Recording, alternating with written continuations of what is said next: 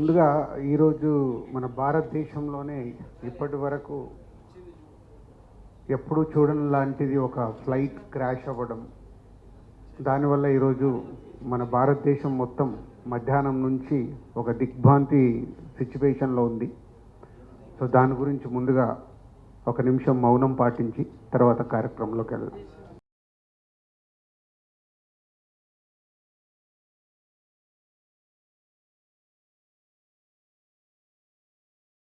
So ఈరోజు యాక్చువల్గా ఈ ఈవెంట్, ఈ ప్రెస్ మీట్కి మంత్రివర్యులు కూడా రావాల్సింది ఉంది. పోతే ఆ ఇన్సిడెంట్ వల్ల సో ఈరోజు ఆ ప్రోగ్రామ్ని క్యాన్సిల్ చేసి, సో మీడియా మిత్రుల ద్వారా సో 14th రోజు జరగబోతున్న ఈ Telangana Gaddar film awards 14 years తర్వాత ఈ రాష్ట్రం ప్రభుత్వం ఈ కార్యక్రమాన్ని పెట్టడం, దాన్ని విజయవంతం చేయాల్సిన రెస్పాన్సిబిలిటీ ఎఫ్డీసీతో పాటు film industry and media. So ఆ రోజు కార్యక్రమాన్ని INPR ద్వారా ఆల్ ఛానల్స్కి లైవ్ ఇవ్వడం జరుగుతుంది. సో INPR ద్వారా మీరు కమ్యూనికేట్ చేసుకొని ఆ ఈవెంట్ని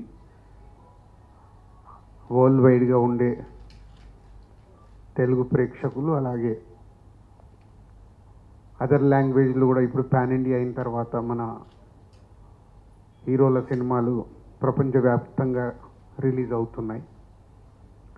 కాబట్టి ఈ ఈవెంట్ అందరికీ రీచ్ అయ్యేలాగా మీ వంతుగా లైవ్ ప్రోగ్రామ్ని కండక్ట్ చేయాలని ఎఫ్డీసీ ద్వారా కోరుచున్నాం. 6 o'clock ఈవెంట్ షార్ప్గా స్టార్ట్ అవుతుంది.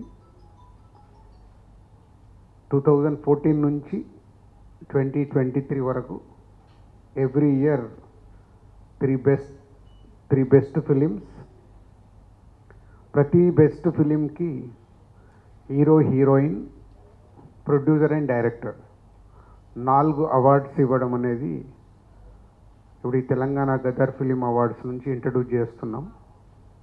సో అలాగే బెస్ట్ ఫిలింకి, సెకండ్ బెస్ట్ ఫిలింకి, థర్డ్ బెస్ట్ ఫిలింకి అందరికీ అవార్డ్స్ ఉన్నాయి, 4 అలా ఎవ్రీ ఇయర్ 3 ఫిలిమ్స్ టు 2023 వరకు ఎవ్రీ ఇయర్ ఉండే 3 ఫిలిమ్స్కి 4 అవార్డ్స్ ఇవ్వడం జరుగుతుంది.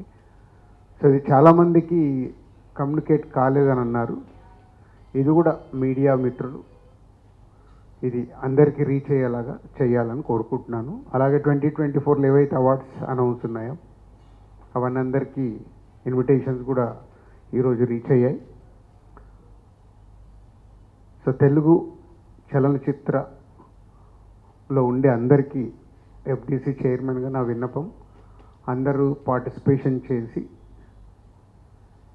14 సంవత్సరాల తర్వాత జరుగుతున్న ఈవెంట్ని సక్సెస్ చేయాల్సిందిగా అందరినీ కోరుకుంటున్నాను. Thank you.